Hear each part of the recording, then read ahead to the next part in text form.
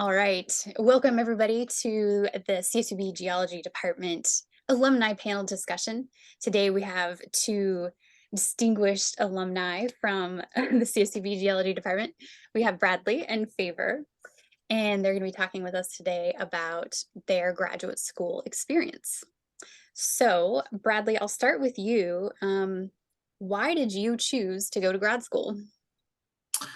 I kind of always wanted to go, but well, first of all, I remember when I was working with Dr. Rathburn a little bit, he always told us a master's degree is the working degree. You need to get your master's, and that kind of stuck with me. So I think I wanted to go, but what really cemented my desire to go, I took a year off after I graduated, and I was working for a little while, and my coworkers, my colleagues, some of them had masters, some of them had just bachelors, about the same amount of experience. And let's just say I could tell the difference between the guys who had the masters and who didn't. So I was like, yeah, I definitely need to get my masters because it's just better. And I really wanted to learn more because in the field that I'm working in, economic geology, I didn't really have too much of a chance to learn that much about it in undergrad. So I really wanted to go and up my skills and learn more. So, yeah. Yeah.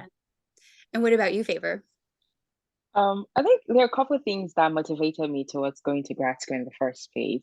Firstly, would be my family. I'm Nigerian, so I have African parents, and they really emphasize on power of education. And it was always like, oh, after you're done with undergrad, the next thing you should be looking into is grad school. So I had that in the back of my mind before I even started undergrad. And then while I was in grad school, I had the people I had as close friends were also thinking about grad school, whether it was medical school or going to law school or going to for grad school in geology. So I think that opened my mind up. I was like, okay, if everyone around me is going to grad school, maybe I should really think about going to grad school.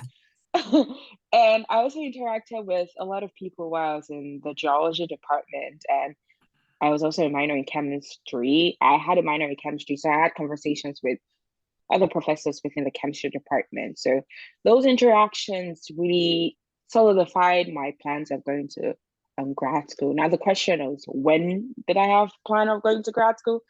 I don't know. It's somewhere by third year. But yeah.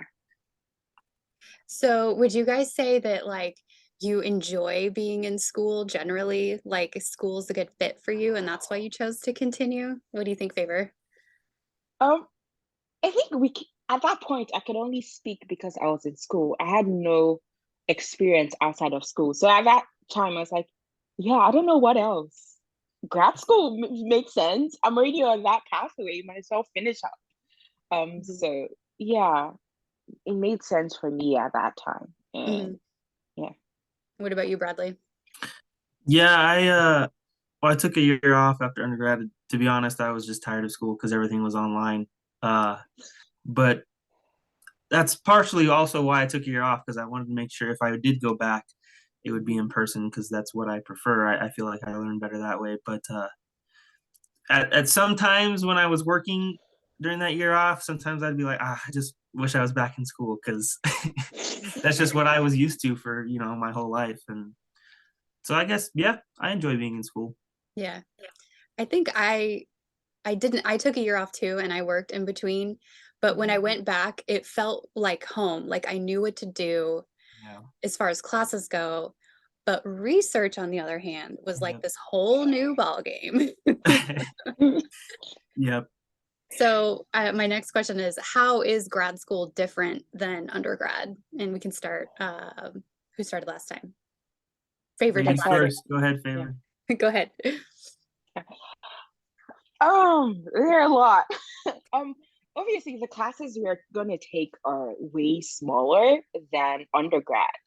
And I think also I was doing a lot in undergrad. I chose to minor in chemistry, so my workload added. So but in grad school I took 3 to 4 classes compared to undergrad where I take 5 to 6 classes, depending. So yeah, I know. I was barely surviving in undergrad. So yeah, less classes to start with. I feel like in my grad school experience, there are less social networking events to attend Mm, compared to undergrad, where there were ample of opportunities, both within your department and outside of the department. But most of the things I attend will be based off of the department you're in. So it's already limited in the amount of people you interact with. So also depending on if you choose thesis or non-thesis route, your workload may double compared to undergrad, even if you did like a project, a research project with your professors, it's not going to be as time consuming as if you did like a thesis based one. So yeah, yeah. yeah, so there are a lot Hmm. difference to it, but regardless, it's still school. You're gonna have to put the work. Yeah. Yep. What about you, Bradley? Yeah, I think my experience so far has probably been a little different from the norm for grad school. I went to Nicaragua over the summer before I even started any classes to start on my research, which if I'm correct, most people don't start their research until after their first year. Mhm. So that was different even just between grad schools. And I guess for this first year, I'm kind of stacking all my classes in the first year. So as in terms of classes, it's kind of the same class load as an undergrad, but you have research on the side, TAing, Mhm. and along what comes with that is you kind of have more independence, more agency, um, especially when it comes to your research because you're the one doing it, so you get to choose, which parts to focus on, which parts not to, depending on your advisor. Which, if you have a good advisor, they should be open to ideas and discussion. But yeah, I think, and then yeah, just more independence Hmm. So and a that higher could level of stuff like Favor mentioned. the independence could be both a blessing and a curse. Uh-huh. Depends on the person, yeah. And I know some people have advisors that they meet with them once a month or less. Other people meet with their advisors every week. So uh, that's another whole discussion on advisors. But yeah, you should be closer with your advisor or one professor than Yes, you typically would in your undergrad. I think. that's true. Yeah.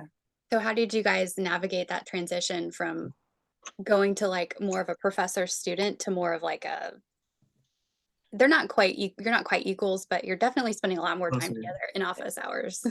Uh-huh. Yeah. Well, I mean, my advisor was really busy for the summer and most of this first part of or I guess the first half of the semester. So we didn't really meet too much during that time. But I think again, a whole nother discussion. But you should carefully choose your advisor because now that he's had time, we meet pretty regularly. And I would say when I was an undergrad, I had pretty good relationships with professors. I talked to them a lot. So for me personally, it wasn't too much different than what I had already been doing. But yeah, it just depends on who your advisor is. Hmm.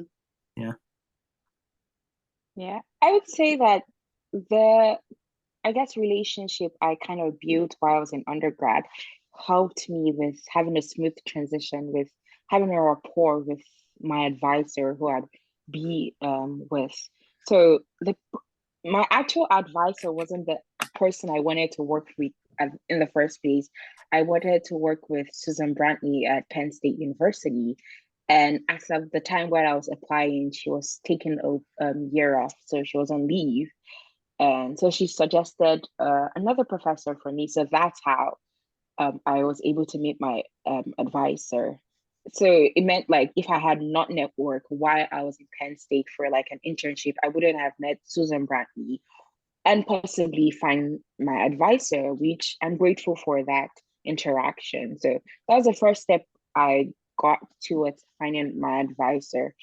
And I guess when I got into grad school, the conversation with my advisor like became more like regular once school started. So prior to that, he basically just let me chill because I was starting grad school in the pandemic. So I had to mentally prepare myself my experience within the first year was terrible. So it was good he gave me that like time off. And then once I started, we kept on like meeting regularly. I'm glad my advisor wasn't someone who had meetings with me once every week. Sometimes we could have it couple times a week if I needed questions, but it's the fact that he was open at any time for questions, for clarification, which I think it helped with how smooth sailing my grad school journey was. So definitely finding a good advisor that kind of works with you on certain things makes such a difference, because I can't imagine if I had a advisor who I only spoke to once every month. I wouldn't graduate on time. No So way.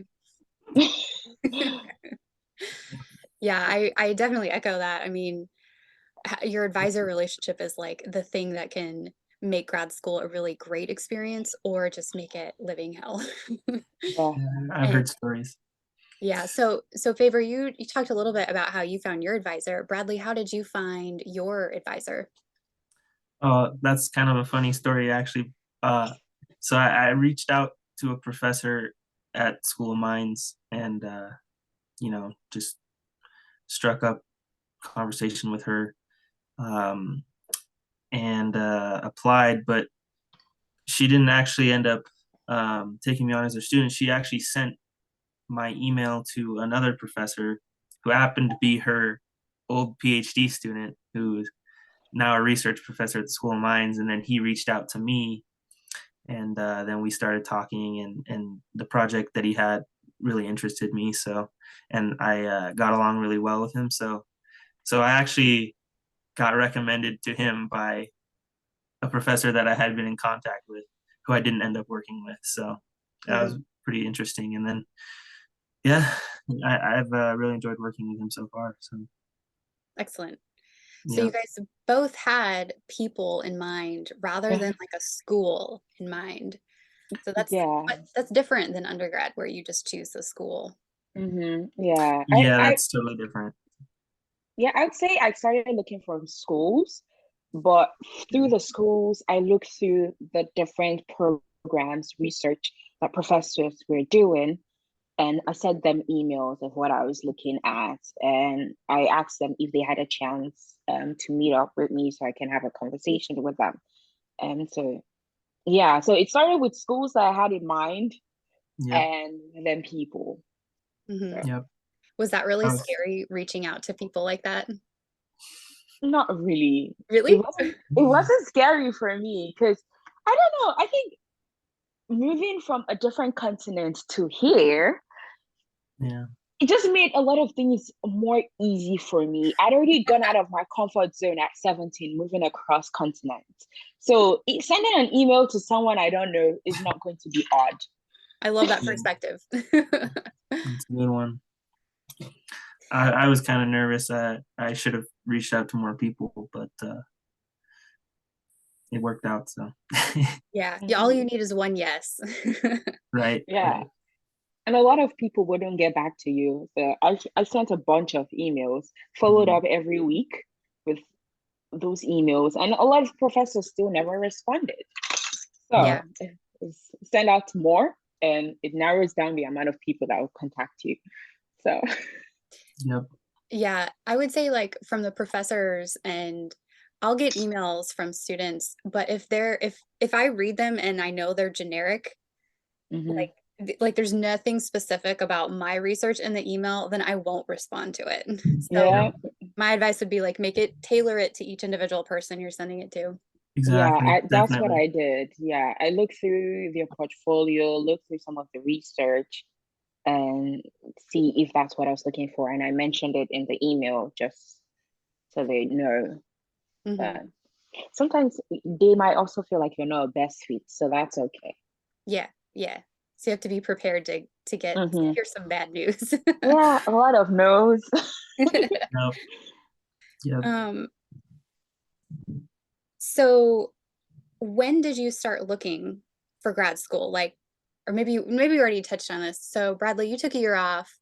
And Yeah. then Favour, you didn't take a year off. So when in your undergrad career did you start looking and doing these emails? So I guess the first time I started looking into grad school was my junior year. And so I started like I guess attending seminars within the geology department. They invited a lot of professors and students to come give a talk. I kind of had an idea of grad school, possibility of how grad school might be. So that's where I started narrowing down like, okay, what subjects in undergrad do I like um within the geology field and geology and chemistry field. I wanted to narrow both of them down, and based off my interest within those courses, I picked programs that I felt like I would thrive in, and I started reaching out to professors and whatnot. But I did not do reaching out to those professors until November of 2019. So I had junior year of where I started looking into grad school. And then senior year came in thinking, oh, I'm all prepared and know what to do. I was overwhelmed because I was taking 23 units the 2 semesters of senior year. I was working 2 jobs and I was working as an independent researcher for Katie. I did not have time to apply to grad school. It was just a lot. And so I Mhm. forfeited grad school in senior year, and I hoped that I was gonna get a job by the time I'm done with undergrad. And then after a year, I would go to grad school. But I didn't get a job. And so I had to come back to CSUB for a semester to do a post-bac. And so because I'm an international student, I'm already limited in the amount of unemployment days I can acquire before I'm forced to leave the country. So that was during year. And I got an email from the US immigration that I had 30 days to leave the country if I don't get a job by November of 2019. So that day I got that email was the day I started my search for grad school. So that pushed me. So I basically, yeah, I within 2 months I sent professors email, studied for GRE, sent professors for recommendation letter, and did my application within 2 months. Nice. So yeah, I sent out email to Katie for a recommendation letter. Those 2 months is crazy for me. And so I was able to stay within the country because I gotten admitted back to CSUB. So I was already on a good legal standing within the US to not leave or not be deported. So I had 2 months and applied to grad school. I reached out to professors. So I had a short timeline to do all this compared to what other people would do. So I wouldn't say people should follow what I did. And it might be a good motivator and stress for you. But like looking back now, I'm quite surprised how I was able to get it all done within those 2 months. Yeah. It's Yeah. crazy. But it worked out. It worked out. I applied to 4 schools and I got accepted into 2. So that's good. Nice. That's great. Bradley, how many schools did you apply to? I actually only applied to 2 schools. Okay. Yeah, I was pretty picky with where I applied. Mhm. I think I applied to 12, Wow. but I wasn't emailing professors. Like Ah, I didn't know. yep. And I got That's into one. it's But I was picky too, and I was emailing like Hawaii, or I applied to Hawaii. Everybody tries to apply to Hawaii and Colorado School of Mines, like Yeah. these really difficult schools to get into. But Yeah. I thought, well, I have nothing to lose, so. Um, what did your family think when you told them that you might want to go to graduate school? Did you receive a positive reaction, a negative reaction, neutral, bafflement? Bradley, we'll start with you. Yeah, my family responded very positively. They were happy for me and they thought it was the right decision, thought it was a good idea. So That's good. not much more to add to that, but they really supported me in it. So That's great. yeah. yeah. And Favour, it sounds like it was expected of you. Oh yeah, it was. There was no doubt. Like me deciding not to go to grad school was where there will be a problem. Mhm. But they were excited that I got in. and the fact that they weren't going to put any money towards grad school. So that's excitement on their part. Considering it would have been a lot expensive for a non-US citizen. But shout out to you, Katie, for letting us know to not go to grad school and pay for it. So they're always going to Nope. pay for your grad school. So that's Don't good. do That was a good advice I took that. Good. while looking for grad school. I specifically asked in my email, do you have scholarships or funding available for me within those 2 years of this program or more? Hmm. And yeah. That's great. That's great. And Bradley, you're funded too. Yeah, that I wouldn't have gone back if they wouldn't pay for me. So Yeah. those were my conditions, and Yeah. my Okay. advisor met it, so that's good. Excellent. Excellent. Um, what advice would you guys give your former selves or students who are thinking about applying to grad school? Oh, I guess one is don't go to grad school when there's a pandemic going on. Done. Good advice. At least wait a year after. So that'll be one is probably be open to meeting people, talking to people that are basically not doing what you're interested in, Mm.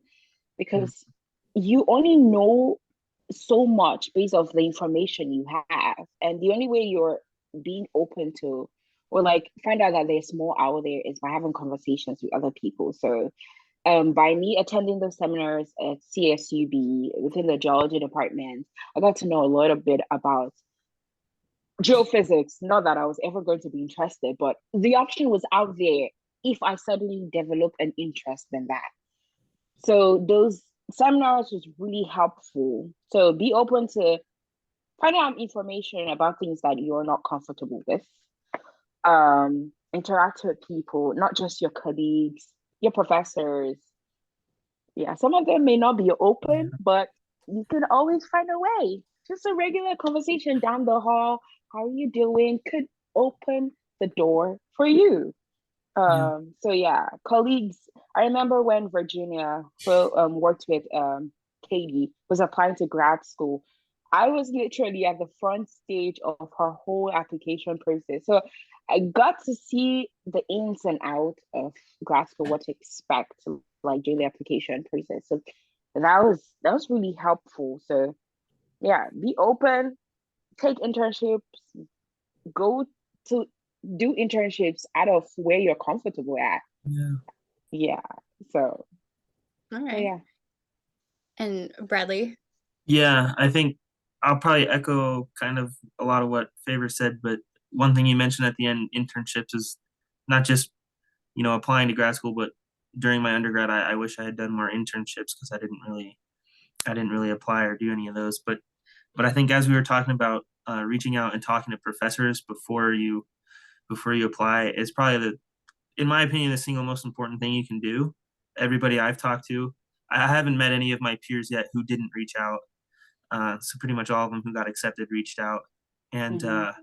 I wish that I had reached out to more professors because I only reached out to one professor at each school, and the other school I applied to was the University of Nevada in Reno, and they actually invited me to visit school during their grad. I forget what they call it, some funky name, but Visits. their Yeah, grad I school remember. visit.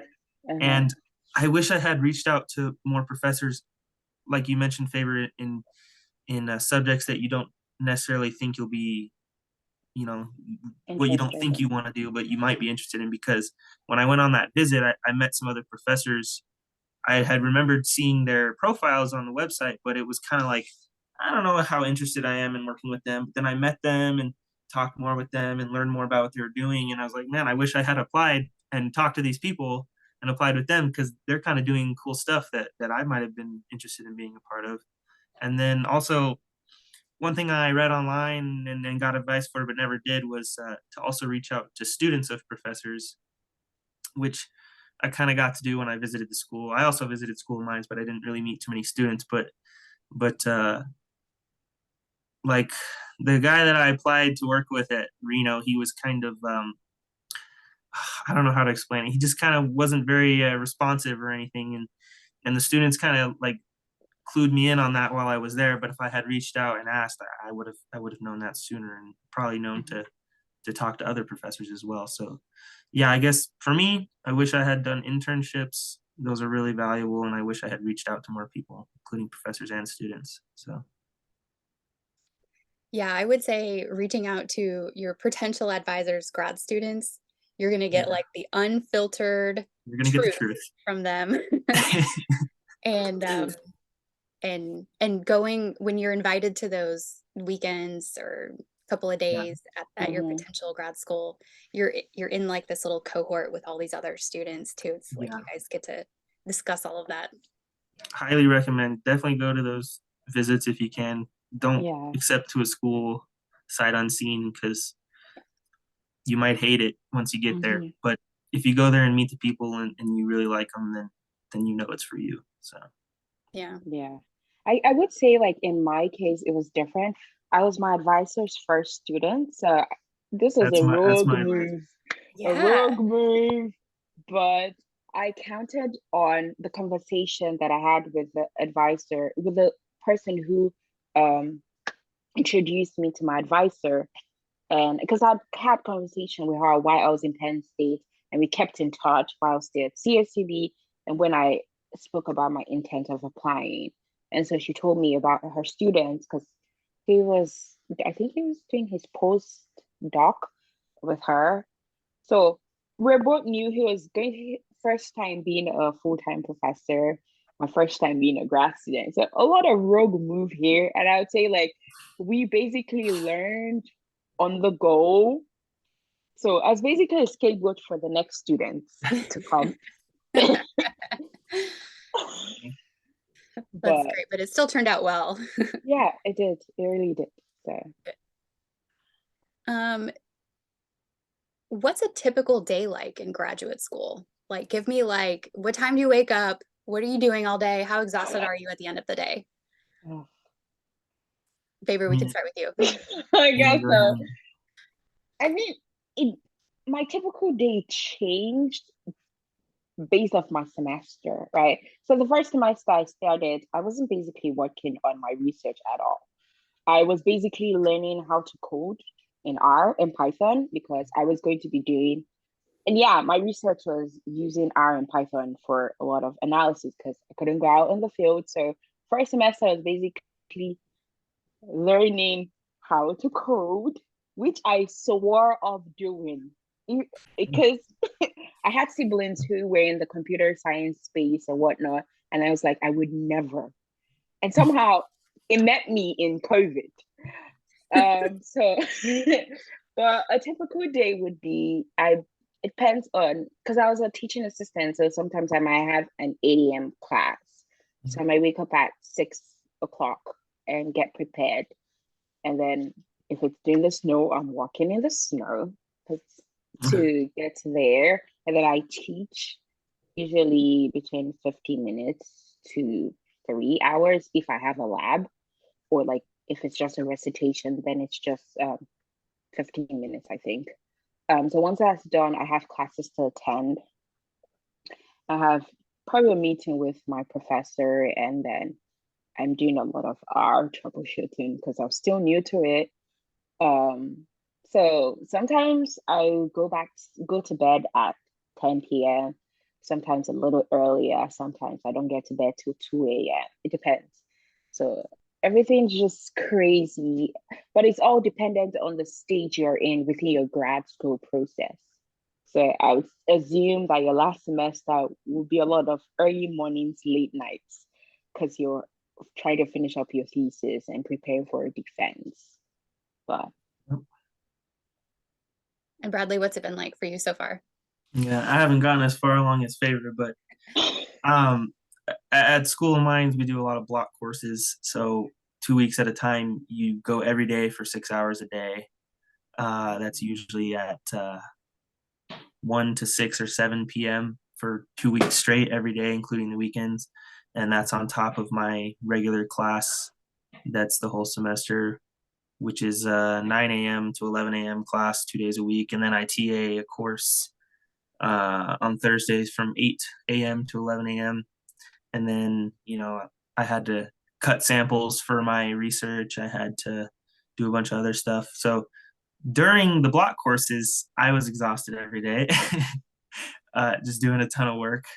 And by the end of the 2 week period, you're just so glad that it's over. But it was also enjoyable because you're just learning a ton in a really fast, rapid pace. So it's kind of interesting, a little bit different. But then some days I just don't actually have to go to school at all. If I have stuff to work on at home and I don't have class, like today, I didn't go to school at all.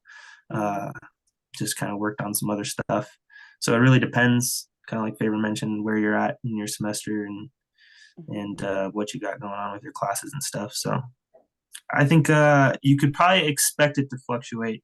You're gonna have long days and nights, and then you're also gonna have time to relax. It's kind of what my advisor told me before we started. He said, "Yeah, we're gonna work really hard for a long time, but then we'll take a break and rest and recover." So, and that's kind of how it's been.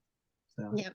I think that's everybody's experience. It's like go, go, go, go, go, and then it's less go. It's never quite like total relaxation. No, I still have stuff to do even on these days that I'm lazy. I'm doing other stuff. So yeah. I'm glad to be done with that process. Yeah. One more semester. How many semesters do you have left, Brady? Well, for classes, I have 1 semester left, but I'm gonna try to finish in a year and a half, but that's probably not gonna happen. So we'll see. Take your time. Yeah. It takes as long as it's gonna take. Exactly. It does. It really does. Yep. Well, do you guys have any last advice or anything that I didn't ask about that you'd want to tell future students of CSUB geology? Let's see. Well, I think for me personally, I did some stuff around the department as an undergrad, research wise. Obviously, it's not as serious or applied as a thesis, but I did a variety of things with Dr. Rathburn, with Katie.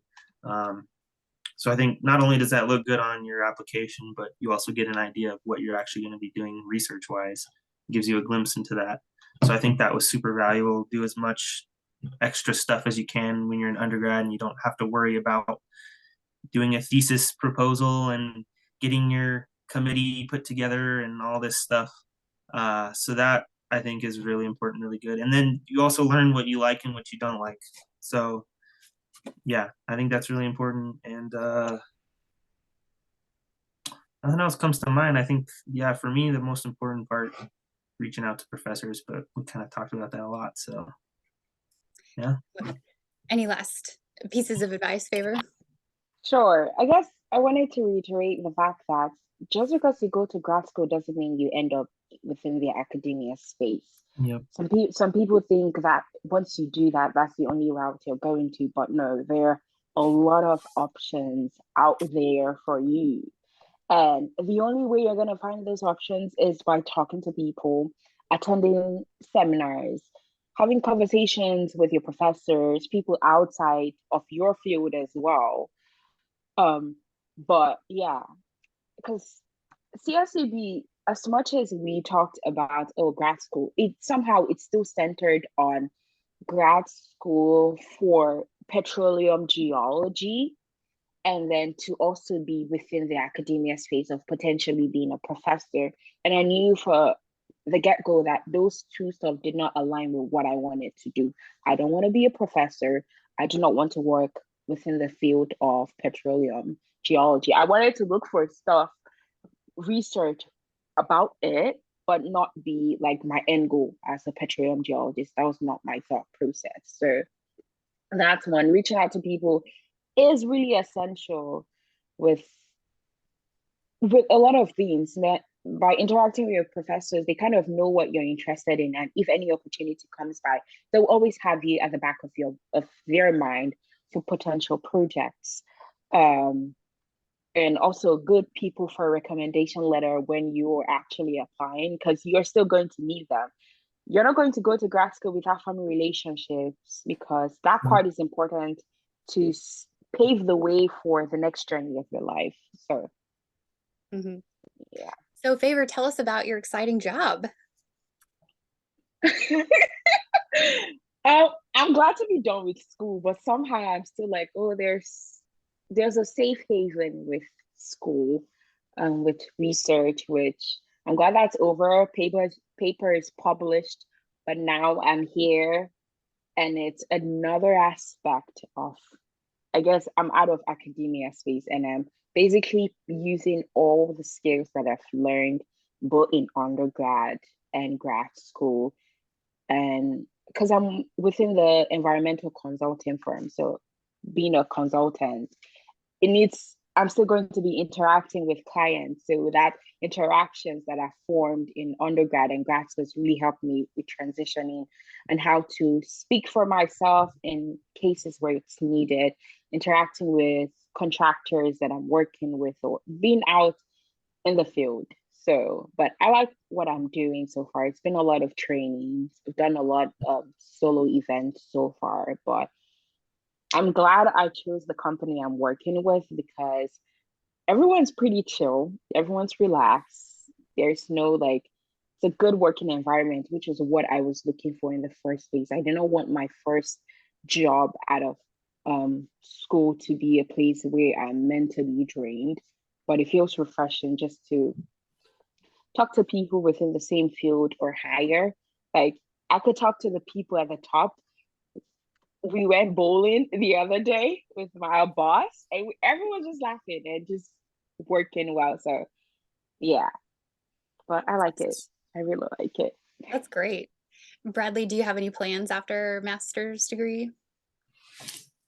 Well, I always told myself I would hike the PCT, but I don't know when that's going to happen. But well, I worked for a little while, like I said, with I'm interested in economic geology, so I worked with a silver exploration company for a couple months.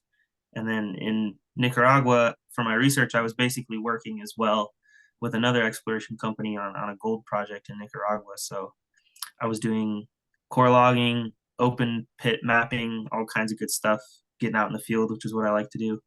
Uh, and I think kind of Favour has talked about it a lot, but networking and stuff, I think grad school gives you a good opportunity to do that because of research. You get to go out and you go to, like, I went to GSA, I'm going to go to SEG for Society of Economic Geologists.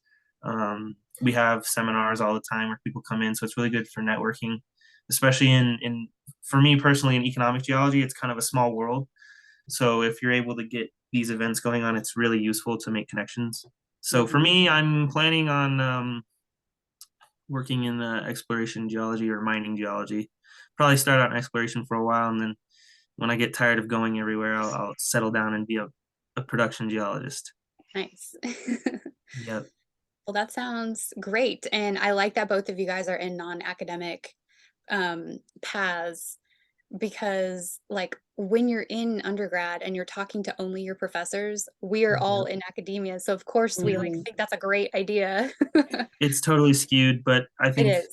yeah, if you can find professors who have previous industry experience, or again, just on top of everything we've recommended, definitely go to events, try to meet people, try to network, try to meet people who are in industry. And that's how you'll get your both the best idea of what it's like and also connections to help you break into it.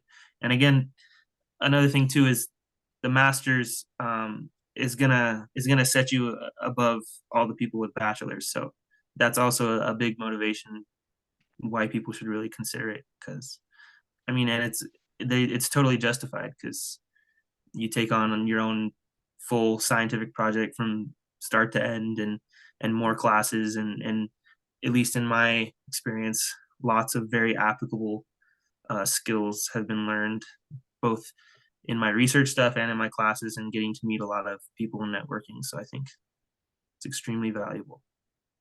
I would agree. All right. Well, thank you guys so much for joining us. Once again, we Yeah. have Bradley and Favour, two distinguished CSUB geology alums that are now in different places and excited to continue their journey in geology. So thank you Yep. guys. Yeah. Thank Thanks you for for having having us. us.